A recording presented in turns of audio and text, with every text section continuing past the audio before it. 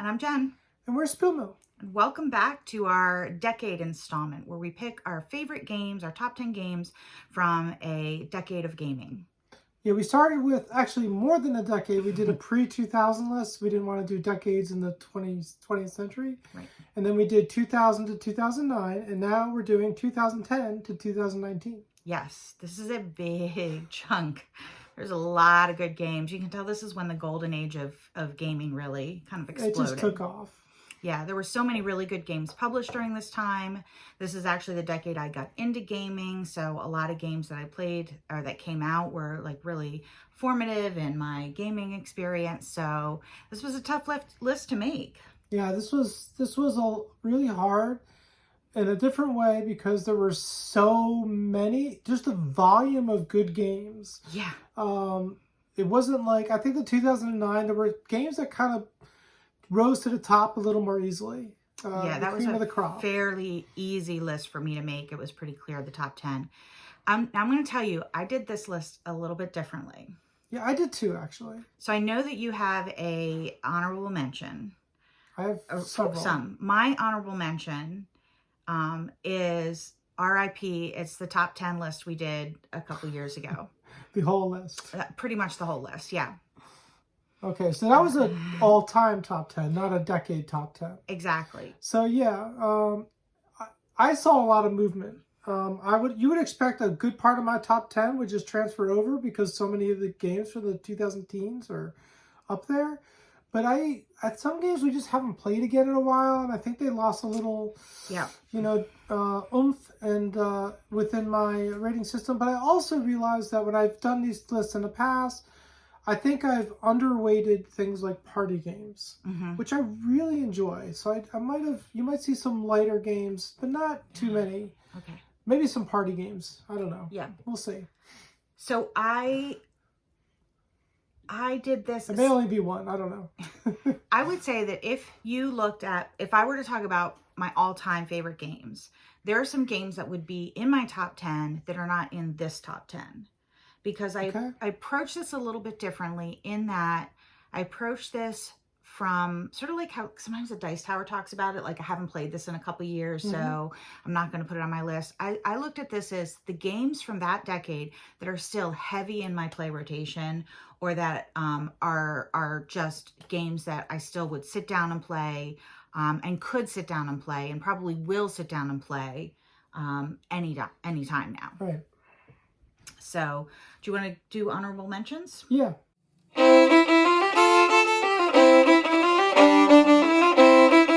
Yeah, I have 4. How many do you have? Well, hundreds, but I'm going to mention 3 specifically that based on this calculation, 4 specifically didn't make it onto the list, but should have, but would have. Okay. So you'll be surprised at some things that are not on my list. I could do those in honorable mention. I'm not. Go watch our top 100. This was a hard list to make, so bear with us. Yeah. So do not judge. Do you want to start with your? Yeah. So my first one is actually a party game that I've only played online. I've had a lot of fun with this. Decrypto. I've really enjoyed it. I love the puzzly nature of these kind of word party games where you have to come up with clever clues and then solve it. Yeah, that is a really good one. My number, whatever it is, 14, my first honorable mention is a little 2-player trick-taking game, and that's Scout. Oh. And again, is it the best game? If I did my top 100, it would probably be way down the list. But just thinking about like, what now would I go and pick up and play? Regardless of energy level, just it's easy to get to the table. Like there's no lift to it at all. And Scout is one we've played a ton of and we really enjoy. Okay. I won't argue. Right. My other one is from one of my favorite designers, and that is The Gallerist. This easily could have been in my top 10. I think my top 5 is pretty well set, but once you get past 6 to 25, they're all very close. Yeah. The Gallerist is probably still in my top 10 of all-time games, but not on this list. Oh, okay. So my next is The Crew. Okay. Either version. This is something we've played a ton of online. We've played through it together. Yeah. We've now introduced it to other people. We're playing it with our neighbor. It is a clever, it's a clever twist on trick taking that you can play with just about anybody. It doesn't matter whether they've got a lot of game experience or a little. It's fun. It escalates the difficulty and it creates a shared experience that I just love. Yeah, The Crew is on my short list, but I don't think it made my list. My next one is a solo game called Coffee Roaster. I love this one. This is one of the times solo games are one of the times where I usually prefer it to be shorter, and because I don't know why. Just because, like, I generally speaking, like, we just finished a game of La Granja, and it took about an hour, and I felt like it was too short. So that's how I usually am with a game that I immerse myself in. But a game like Coffee Roaster, I want to be quicker. And it's just a fun, quick solo game. I really enjoy it. All right. My next one is Boomerang. Yeah. Again, it's just a game that for me, it hits all the right notes. I could get it to the table anytime. We're playing it on BGA with people. There's something I love about it. The card drafting, the roll and write. I don't know. This one just like really, really did it for me. And Boomerang was on my bubble. It was almost an honorable mention. Yeah. My last honorable mention, we had so much fun with this. This easily could have been in my top 10, and that is Charterstone. Yeah. Charterstone is so good. We had so much fun. We love Legacy together in particular. We just, it's just so much fun to craft this experience. Yeah, it really is. And my last one is Railroad Inc. Oh, very good choice. Again, it's a roll and write. I think it was really... It's one we're playing a lot on BGA right now. We played it a lot when we were stuck in playing chair games. It's really satisfying to build those routes. I love the fact that there's hundreds, that's a hyperbole, but not by much, of expansions. There's like 50 mini expansions. We started playing through them. We have not played through them all. I just love it. All right. All right. Ready for your top 10? I am. All right, let's do it.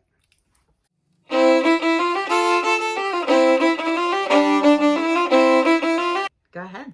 Okay, my number 10. Am I going first? Yeah, sure. Okay. My number 10 is a party game, surprisingly enough. And it is another word party game. It's Codenames. And I have to say the Codenames Duet really changed the game. Yes. For this, being able to play this 2 players. Because I just love this game. Again, it's the cleverness of fun of like trying to come up with these word puzzle clues that work to get people to pick the right cards. It's not unlike the New York Times game Connections, actually. Yeah, I mean, it's just so much fun. And I get so much of enjoyment out of party games like this. And I just felt like they deserved more attention. So they've never been like in my top 10s before, but I'm put it at number 10. All right. My number 10, and yes, agreed. We loved especially Codenames Duet together. Yeah. My number 10 is The Quacks of Quedlinburg. Oh, okay, yeah. We did not like this the first time we played it. We were like, I don't know, luck heavy, blah, blah, blah. We've now played this, I don't know, 40, 50 times, 33 times, but that's a lot. Yeah, that's a lot. We have a lot of games. We play a lot of games. For something to get to that level of being played, and it only in person, not on BGA, says a lot about it. This is when we could get to the table when you were really sick and we needed something, you could make it to the table. We knew we could get this out. We knew the rules. We could play it. We could play it with people and teach it without having to spend time looking at the rules. The lift on getting this to the table was really short, and it's a lot of fun. A lot of bang for the buck. Great expansions. You have to have the geek up bits, but and it's quick, and it doesn't matter that it's luck heavy and your pot explodes sometimes, because it's quick and fun. It's quick and fun, and quick in a way I like. Yeah. Yep. All right. Good choice.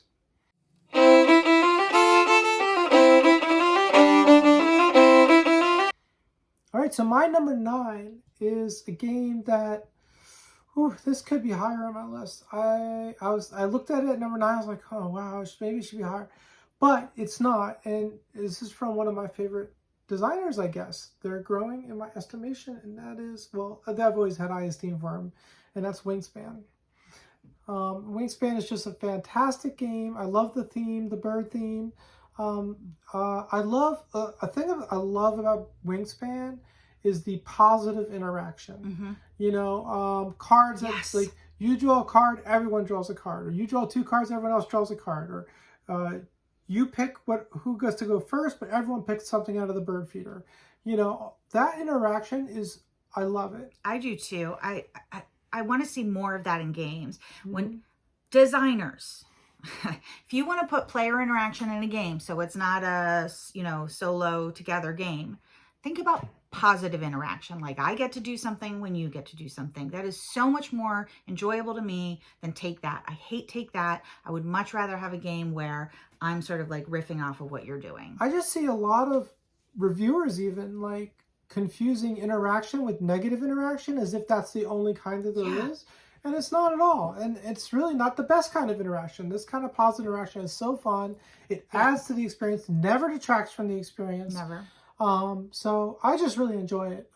So you can still be competitive without like wanting to actually actively hurt the other player.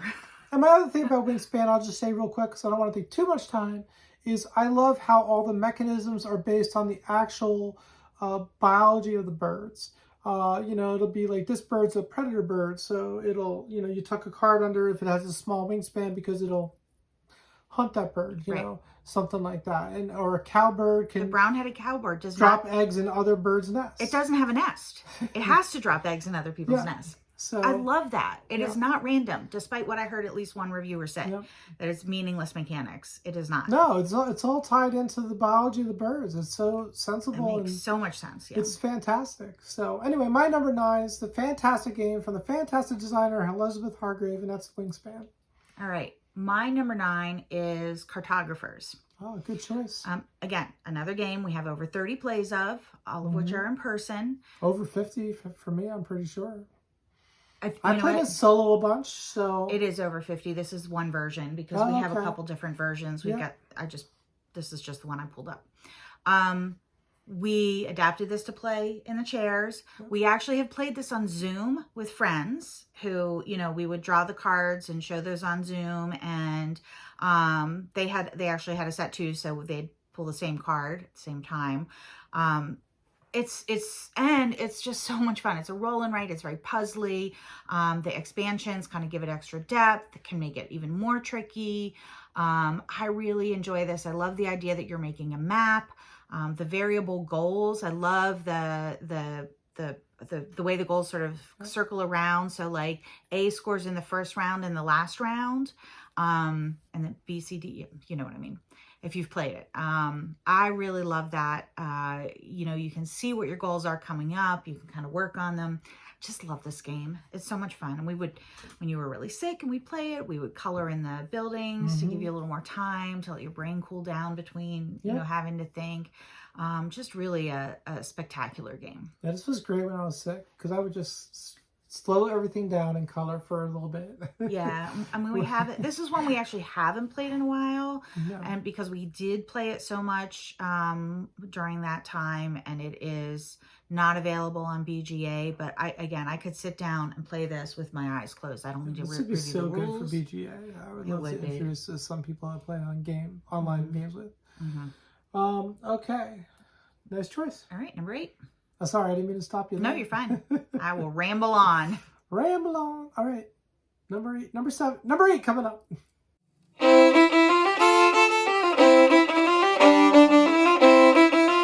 Okay, so my number 8 is a game that when I first saw it, I saw the color palette and I was like, that doesn't really make sense for the theme.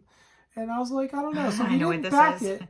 And then we ended up renting it from a local board game pub that didn't last, unfortunately, because it opened right at the beginning of the pandemic. And anyway, so the game is Dinosaur Island. I love the color theme now because I've played the game and I love the game. Yeah. Oh, such a good game. This is such a good game. It is a heavier game. It's definitely a heavy Euro. And it's got a lot going on, but it's definitely Dinosaur Island that I like. I like Dinosaur Island Roar and Write. But Dinosaur Island, yeah. Dinosaur Island is my favorite version. Do not take it down a notch. Yep. Not for us. Take it up a notch, in fact. Yeah. So I just love it. honestly, we don't play it enough, and so we'll have to break it out this year. We haven't played Dinosaur World yet, so we can make a thing of it. So. Maybe after we're done, we're kind of like trying to catch up with some of our unplayed games. We can go back to some of our favorites and play those again.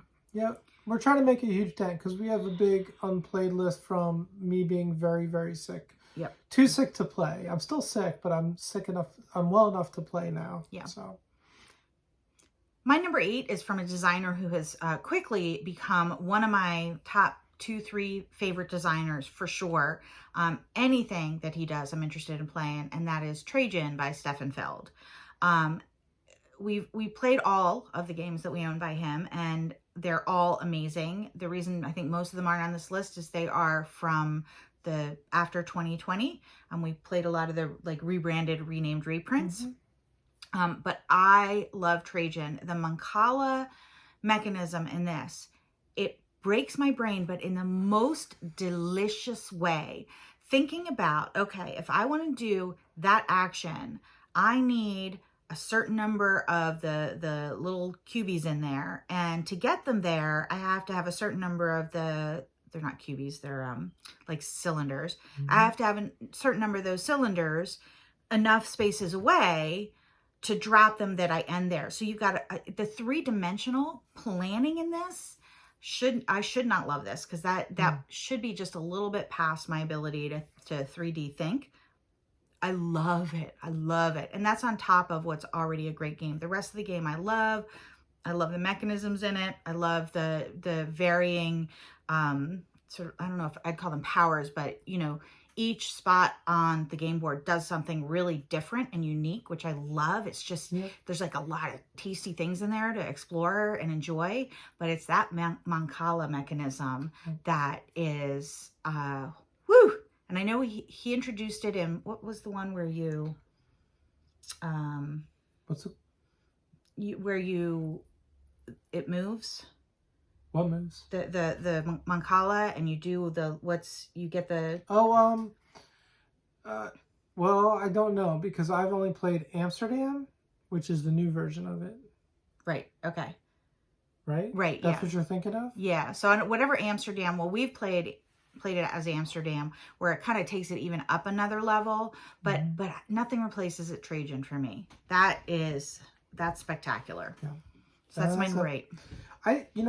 Feld didn't, I don't think he made my list, but I think it's because many of, Trajan was close, and then many of the games that he made in the 2010s, we know from the remakes in the 2020s. Right, exactly, which I think they'll show up in the 2020, yeah, for sure. So just keep that on. All right. Yep.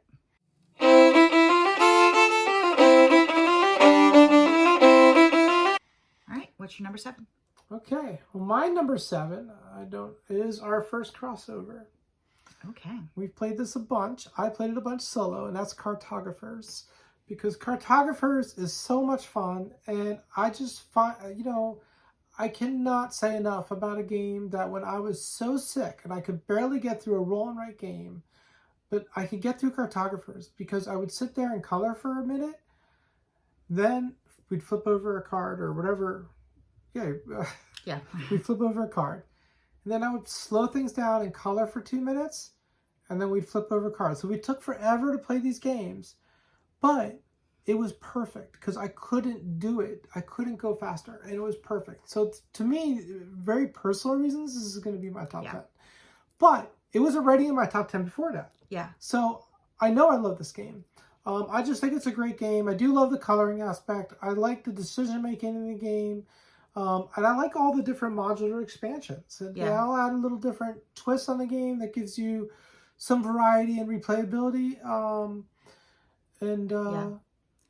I think also the different goals and the different order the cards come out makes it feel fresh long after you've played it a ton. Like the decision-making space continues to change. It's not the same. Of course, you're probably going to get some games that are exactly the same, but I wouldn't notice because they're so variable in between that it hits.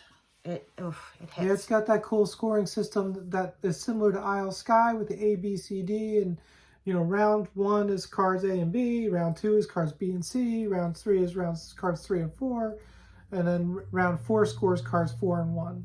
So it's interesting. or D and A, whatever. I switched from letters to numbers.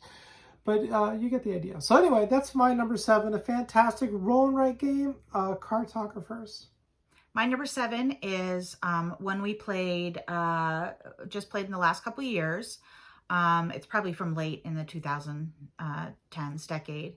And now we've played it a lot online. And we loved it when it hit the table. And that is Obsession. Oh, and I just love it even more playing it online. I struggled on BGA at first, keeping track of things. And I still do a little bit. I'd much rather play it on a table. But, oh, gosh, I love this game. The theme is so different from anything else we've seen. There's just, I don't know. There's not a lot of games out there that are, you know, Downton Abbey or Upstairs, Downstairs, the game. I love the fact that it all hinges on the people that work for these families. Like, you have to have the right staff. And if you don't have the right staff, like, it all goes to hell. I mean, I love the fact that it kind of shines a light on that, even though it is focusing on the aristocracy. Yeah, but it gives me that Downton Abbey feel. It really does. Where the staff was really important. Yeah, it really does. And it's so, again, a lot because it's card play. Some of that is luck. So you could have a really good game or a really terrible game. But that also means it doesn't feel super linear and like the same. There's so much variability depending on the cards that come out, depending on the buildings that come out, depending on the goals. It's just you put like 3 highly variable things together, and it just means that the games feel really different. And I just really, really enjoy Obsession. I might be obsessed with it. Might be. All right, good choice. It is my number 7. Good choice.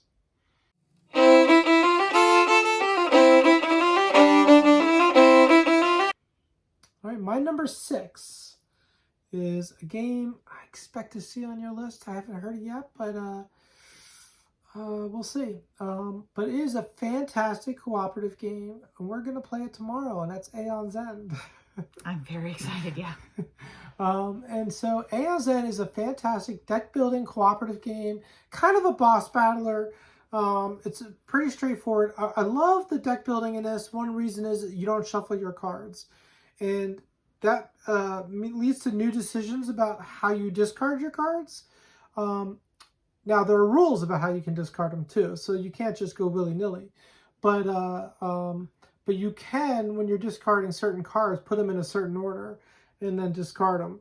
Or hold them and not play them so that you can discard them with something that's going to give them more power. Because some cards tandem work together and stuff like that. And it's just so much fun.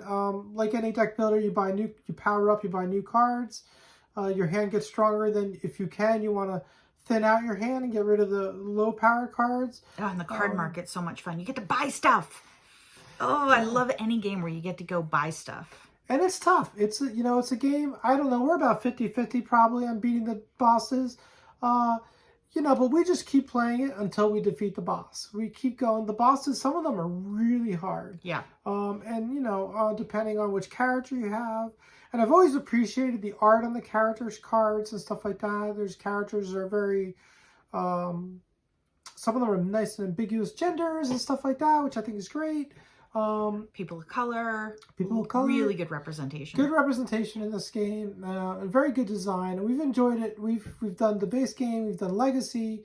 We just did, I think, I don't know. There's a couple we haven't opened yet. We haven't played yet. So we've done a bunch, and we still have a bunch to play. Yay. So it's very fun. I love this game so much. Yeah, this game is definitely worth a try if you've never tried Aeon's End. So cooperative deck builder. Definitely one of my favorite deck builders of all time, and that is Aeon's End, my number 6. All right, my number 6 actually is another Stefan Feld. How about that? So my number 6 is Castles of Burgundy. Nice. Which is a 2011 game. I'm not sure. I think we were playing a slightly one edition better than 2011 until we got the fancy one. But I've been playing this a lot on BGA. And again, one of the reasons it's on my list is that kind of the combo of getting the big fancy one. Mm-hmm.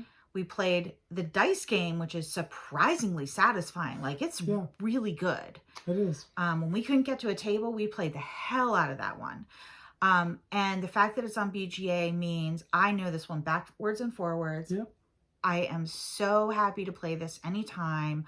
I really love it. I love the fact that, you know, depending on what dice you roll, that kind of impacts what you can do on any given turn. There's some dice manipulation, but you kind of have to adjust your strategy. There's different board layouts, which also then may affect the strategy. And I've tried a bunch of different sort of paths to victory in this, and there's a lot of different ways you can go. And so I appreciate that in a game where you could focus on the yellow tiles that might give you powers during the game and scoring after, like at the end. You could focus on, you know, finishing areas. You could focus on selling goods. There's just lots of different ways to score points and to you know, potentially win the game. That keeps it interesting for me. I've played this one, this is not correct, I've played it more than 20 times. I've logged 3 different versions of it, so I don't actually know. I'm probably in the 60s or 70s at this point. And it's still interesting to me, and that is the mark of a really, really, really good game. Yeah, absolutely. No, Castle Burgundy, great. Again, another one that was kind of on the bubble for me. So, all right, all right, on to number 5.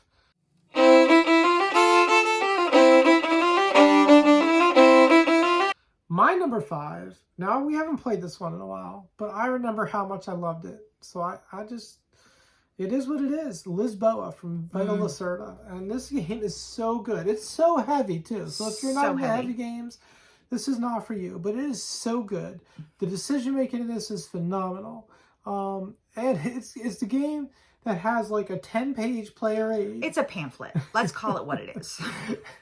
But the player aid's so good. It is. And the decisions are they make sense. And it's actually super useful. And the game works really well with the player aid. And I love it. I just love it. But I haven't played it since I got super sick. So we have to play it again. Yeah, I think you're probably close to ready for it. We need to revive Lacerda or Carnival of Lacerda games, because we started it last year and we played on Mars and it broke my brain. It did. But I think I'm a little better now than I was then. I still have some limitations, but I should be able to handle it better. Yeah, I may not be able to handle Lisboa. I really enjoyed it, but I never felt like I knew what I was doing. I need more plays of it to feel like I got a handle on it. You've got a better game brain than I do, and you were able to wrap yours around it. Nice. I felt it challenged me, which is why it was never in my top 10, whereas the Gallerist stayed up there. So, but yeah, it's a good game, obviously. You love on Mars, so you're capable. I loved on Mars, yeah. Yeah, very capable. All right, so yeah, my number 5 is Lisboa, baby. I don't know. Well, my number 5 is a crossover with one you've already mentioned, and that is Aeon's End. Oh, yay! Yeah, I love this game so much. You said we would play over and over. Like, we would play over and over. We would play for like 8 hours straight. This was before you got sick, before you got really sick. I don't think we could do that right now, but we would just play all day. It would be 11 o'clock and be like, oh, well, maybe one more. No, I have to work tomorrow, but maybe we can just sneak in a quick one. Yeah, this and there's one other game we've done that with a lot. Yeah, I really loved Aeon's End. Really do love it. Again, there's a newer, it's not a version. They designed another game that they said was sort of like a more refined Aeon's End. I don't even remember the name of it. We played it. We gave it away. Didn't like it. It was fine. And I'm sure if you didn't already love Aeon's End and that was your introduction, you'd probably like, this is a great game. But to me, it just, I don't want it to be limited. I know it takes a long time to set up. I don't care. I freaking love this game and all that it is. And that's one of the reasons why we play it like 7 times in a row is you get it set up. It's set up. Let's just keep on going. And that's why we also now have 5 game tables so that we can leave those up and still play something else. And so Aeon's End, that's my number 5. Good choice. Good choice.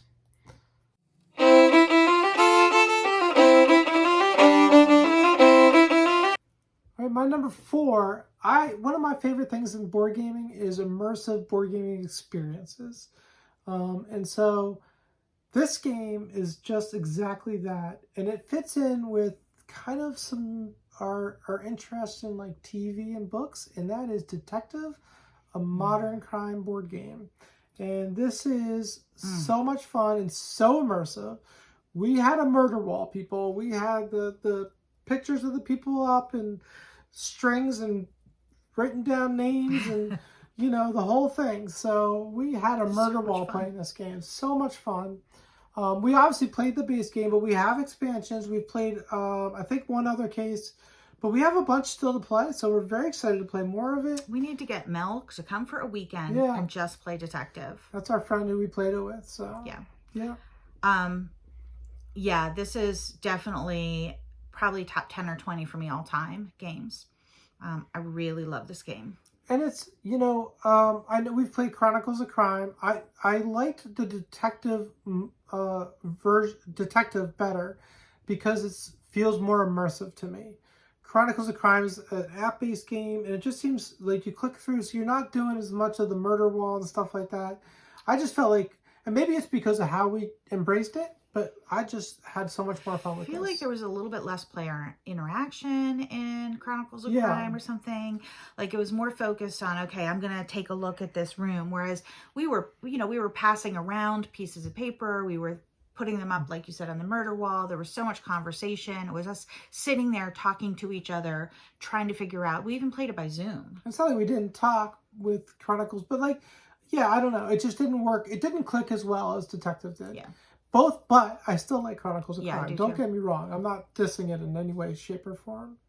So, but anyway, that's my number 4, Detective, a modern crime board game. All right. My number 4 is the one I've played the least on the list, and it suffers from recency bias, and it may not even really belong here, but we literally just played it, and that is La Granja. I loved it so much. Oh my gosh, do I love La Granja. We've only played the base game. We haven't played any of the modules, but those came out after the 2010s anyway. Those are in the 2020s. This game is going to be a top 20 for me all time for sure. It's such a cool game, and the card use, and you should definitely talk about the card use because that's amazing. The card use is incredible. The cards have 4 different ways they can be used. So you can put them at the top of your board to fulfill the market order. You can put it on the left of your board to serve as like fields that are growing. You can put it in the center underneath your board to give you a special power, and you can put it to the right of your board for other things like pigsty or income and things like that. Like that is so amazing. And the decision space that leaves for you too, then every time you get a card, you're looking at all 4 of those sections on it, and how do I want to play it? And the card play is tight. There's very few chances to get cards down, so you have to really be careful on how you're going to play that and kind of like work to get those cards down. The previous game, the first game we played, I had a power that let me get a few more cards down. I want that again. If I ever see that again, that'll be the first thing I put on my board. But it is just, it's so satisfying. Such an amazing game. It's not very long compared to some of the other Euro games we played. It's about an hour. That was my only complaint. It was I thought it wasn't immersive enough for me because it was so quick.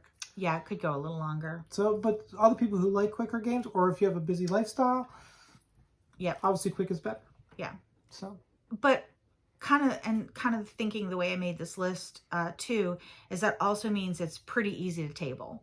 Yeah. And you could play this. We could play this on a weeknight and still have time for a smaller game, and not get a couple games in. So. But I loved it. Like I said, this is recency bias. We literally just played this yesterday and today, but it is spectacular. And this is going to rocket up my top 100. All right. Very good. All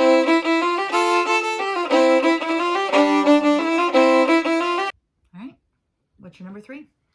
My number 3, this might surprise you a little bit, mostly because it's not higher right now, but we haven't played it, but I love the theme so much, and I know that if we play it more, it'll shoot right back up to the top probably, and that's Spirit Island. Oh, yeah.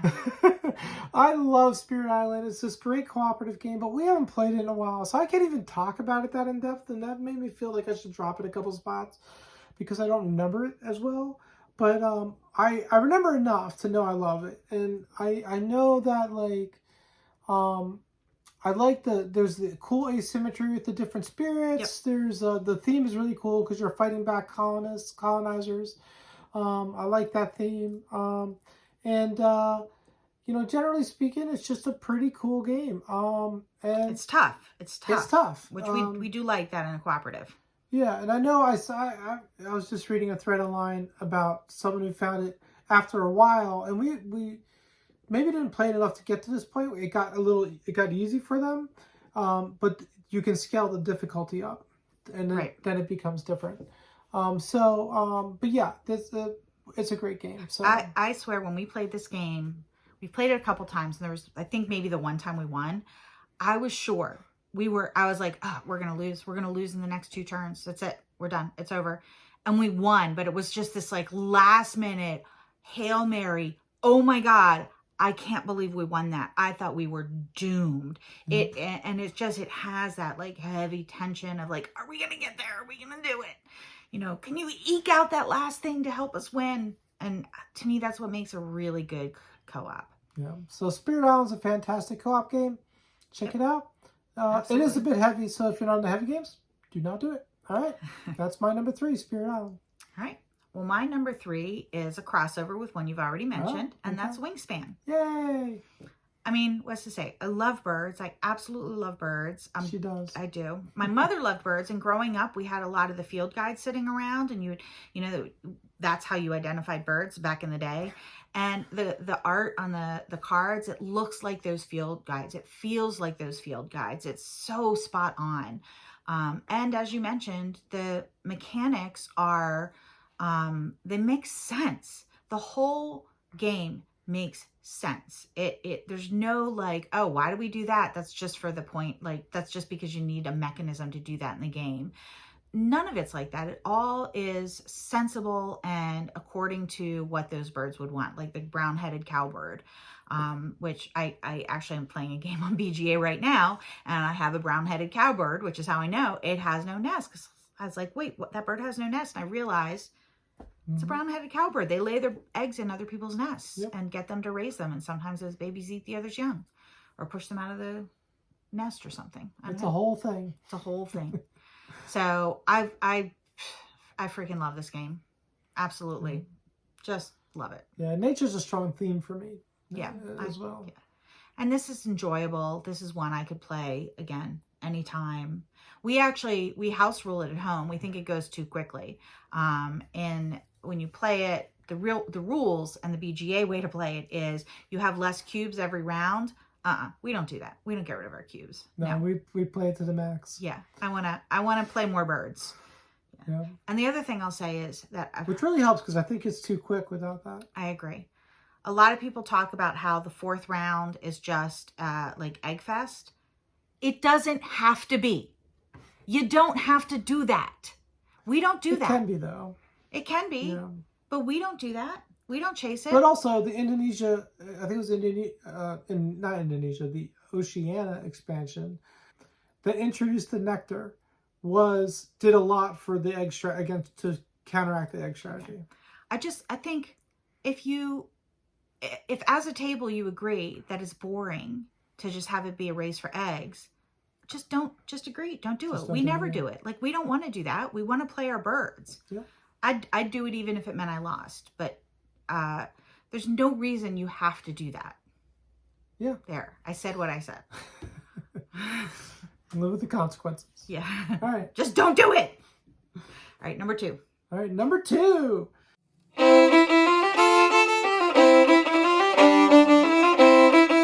Number 2 for me this is again another very heavy game. So my top games are pretty heavy, but they're so immersive, and that's what gets me. I become immersed in them.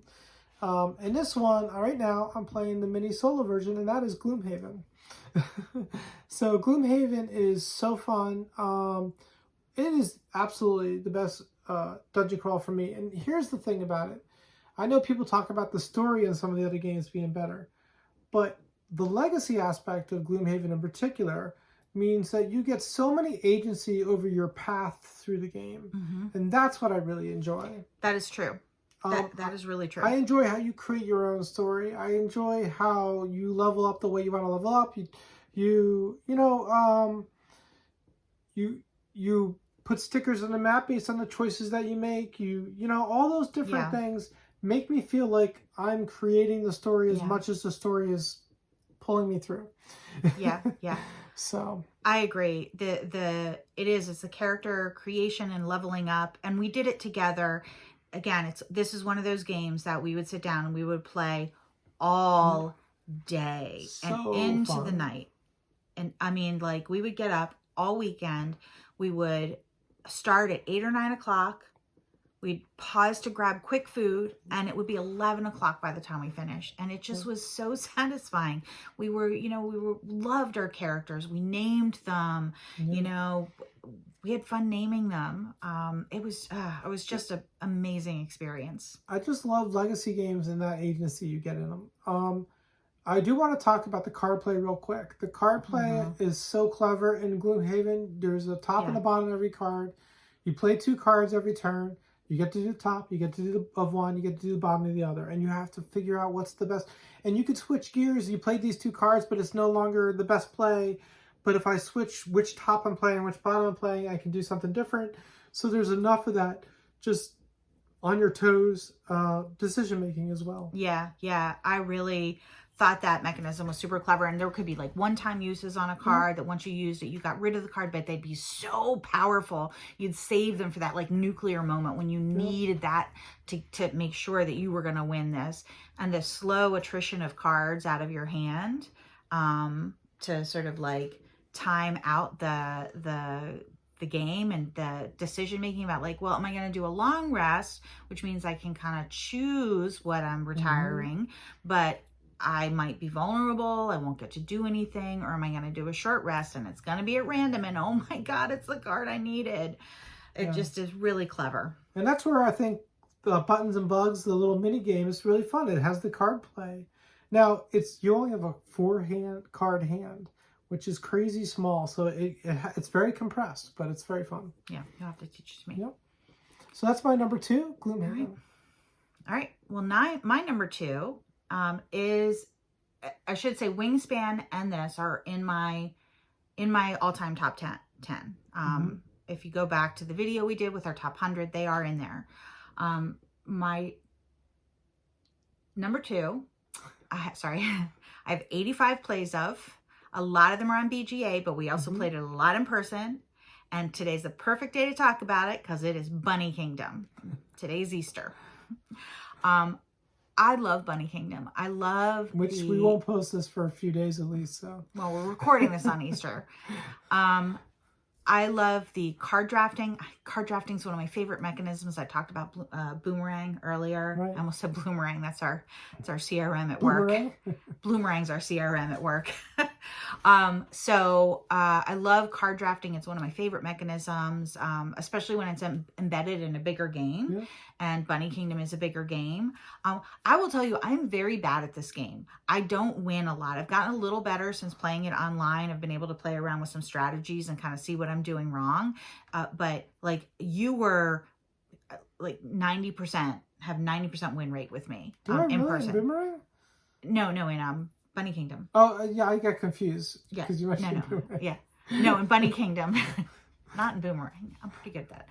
In Bunny Kingdom, you have a 90%. I remember being at my dad's house a couple years ago and winning and being like, oh my God, I can't believe I won this. I think you were just distracted by this different place we were in. I don't even care. I don't even care. I don't get mad when I lose this game. I expect to lose. I still freaking love it and want to play it all the time. I love creating my little kingdoms. I love picking the cards. I love putting out my luxury items. I love getting the deciding which of the parchments and what power I'm going to have at the end of the game or what scoring condition. I love it. And it's gorgeous. The pink and purple bunnies. It's amazing. Just the little bunnies. I love it. Yeah, Bunny Kingdom's fun. That's my number 2, Bunny Kingdom. Now for our number 1. All right.